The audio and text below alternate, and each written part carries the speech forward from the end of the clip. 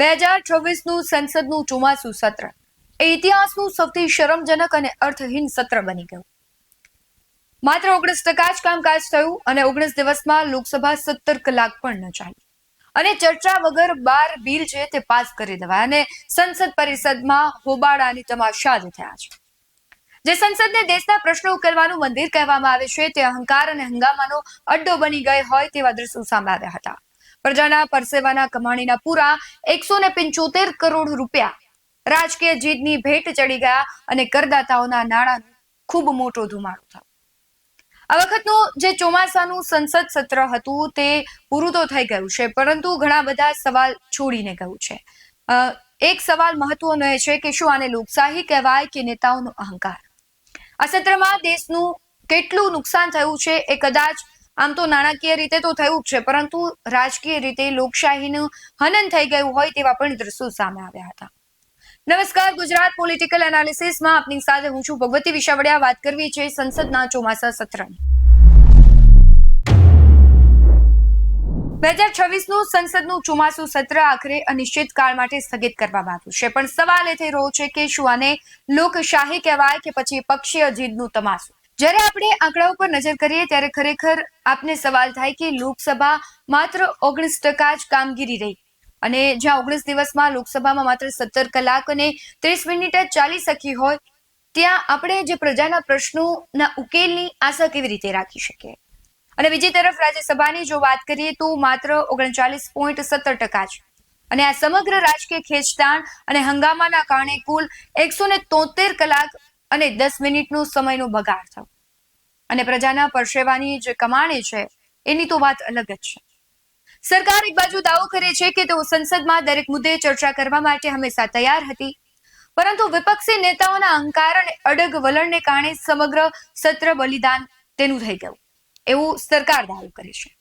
જ્યારે ભાજપના વરિષ્ઠ નેતા રવિશંકર પ્રસાદે રાહુલ ગાંધી અને અખિલેશ યાદવની વિપક્ષી જોડી પર આકરા પ્રહારો કર્યા હતા કે તેમના અહંકાર, શિસ્તહીનતા અને ઉદ્ધત વર્તનને કારણે આખી સંસદીય કાર્યવાહી ઠપ થઈ છે.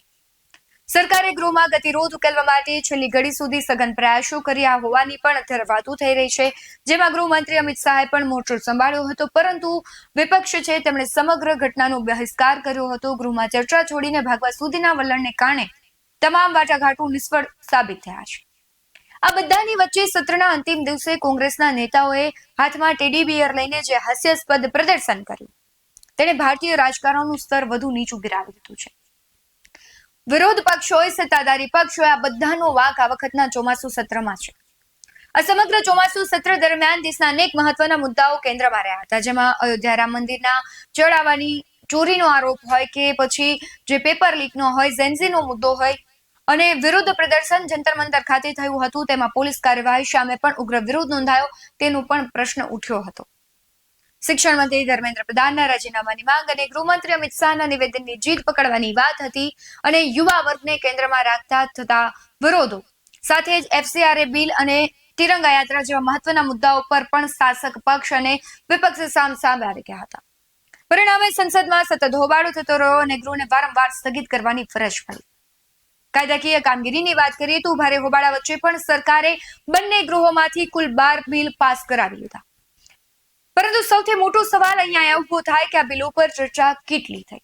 માત્ર જાહેર પરીક્ષાઓ એટલે કે છેતરપિંડી વિરોધી બિલ પર જ લોકસભા અને રાજ્યસભા મળીને આશરે 17 કલાક ચર્ચા કરી શકી, જ્યારે બાકીના 11 મહત્વના બિલ જેવા કે સુપ્રીમ કોર્ટના ન્યાયાધીશોની સંખ્યા વધારતું બિલ, એમએસએમઈ બિલ, કરવેરા અને ટ્રિબ્યુનલ સુધારા બિલ કોઈ પણ સાર્થક ચર્ચા વિના જ હંગામા વચ્ચે મંજૂર કરી દેવાયા. આ સ્થિતિ વચ્ચે હવે એવા સવાલો પણ ઉઠી રહ્યા છે કે આગામી સમયમાં શું સરકાર કે ચૂંટણી પંચ દ્વારા ડિલિમિટેશન બિલ જેવા મુદ્દાઓ પર પણ આ જ પ્રકારના ટકરાવ જોવા મળશે? અને શું સરકાર વિરુદ્ધ વચ્ચે પણ કેન્દ્રીય મંત્રીઓની જે ફેરબદલી છે તે કરશે અને આગામી દિવસોમાં જે નવા બિલની વાત થઈ રહી છે પાસ કરશે? કારણ કે જો કદાચ આ આખા સત્ર દરમિયાન ચર્ચાઓ નથી થઈ અને અમુક એવા બિલ છે કે જેને પાસ કરવા પડે છે, તો શું અલગથી સ્પેશિયલ સત્ર બોલાવવામાં આવશે? આખરે સવાલ તો એ જ ઉભો થાય કે જ્યારે જનતાના પ્રશ્નો ઉકેલવા માટે નેતાઓને સંસદમાં મોકલવામાં આવે છે, ત્યારે માત્ર અહંકાર અને જીતની લડાઈ જ કેમ લડવામાં આવે છે? ચર્ચા વગર આડેધડ પાસ થઈ જતા બિલ અને કાયદાઓ દેશના ભવિષ્ય માટે કેટલા ઘાતક સાબિત થશે? આ સત્રે સાબિત કરી દીધું છે કે સંસદમાં નેતાઓ પોતાની રાજકીય રોટલા શેકવામાં વ્યસ્ત હતા અને નુકસાન માત્ર ને માત્ર સામાન્ય જનતાનું થઈ રહ્યું છે. દેશની જનતા બધું ચૂપચાપ જોઈ રહી હતી, પરંતુ સવાલ માત્ર એ છે કે જે જનપ્રતિનિધિ તરીકે તેમની ફરજ હોય, એક પક્ષ તરીકે તેમની ફરજ હોય, એ પોતાના અહંકાર સામે આ ફરજો કેમ ભૂલી જતા હોય છે. સત્તાધારી પાર્ટી હોય કે વિપક્ષ હોય, બધાને એક સવાલ છે કે જે જનતા સામાન્ય ટેક્સ ભરે છે, એ ટેક્સના પૈસા તમે આ રીતે ધુમાડું કરી દેશો? જનતા માટે તમને જે કામ કરવા મોકલ્યા છે એ કામ નથી થતું, પરંતુ આંતરિક ખેંચતાણ, આક્ષેપ પ્રત્યે આક્ષેપની વચ્ચે જે આખું નુકસાન થાય છે, એનું પરિણામ કોને ભોગવવાનું રહેશે, એનું વળતર કોણ આપશે? અને જે જનતા માટેની આખી ચર્ચાઓ થવી જોઈએ એ ચર્ચાઓ તો થતી જ નથી. તો જનતા પૈસા આપે છે ને જનતા માટેના પ્રશ્નોનું સમાધાન થવા માટેની કોઈ જ ચર્ચા ન થાય, તો આ તો નિષ્ફળતા કહેવાય. સત્તાધારી પક્ષ હોય, વિપક્ષ હોય કે કોઈ પણ હોય, આખું ચોમાસાનું સત્ર છે તે કહેવાય છે કે આક્ષેપ પ્રત્યાક્ષેપ હોબાળા ભર્યું રહ્યું છે. જનતાના પૈસાનો મસમોટો ધુમાડો થયો છે, એના સિવાય બસ કશું નથી થયું. અને જે ચર્ચા વગરના બિલ પાસ થઈ ગયા એ દેશના ભવિષ્ય માટે ખૂબ ખતરનાક છે. લોકશાહીમાં જો આવી રીતે બિલ પાસ કરવા પડતા હોય તો લોકશાહી પર સવાલ થાય. અને હાલ પોલિટિકલ એનાલિસિસમાં બસ આટલું જ. તમારું શું માનવું છે કમેન્ટમાં જરૂરથી જણાવજો. બાકી આવા જ બધું અહેવાલો સાથે ફરી મળતા રહીશું. તમે અમારી યુટ્યુબ ચેનલને સબસ્ક્રાઇબ કરવાનું, અમને ફેસબુક અને ઇન્સ્ટાગ્રામ પર ફોલો કરવાનું ભૂલશો નહીં. બાકી અમને અપડેટ્સ મેળવવા માટે જોતા રહો BS9 ન્યૂઝ. નમસ્કાર.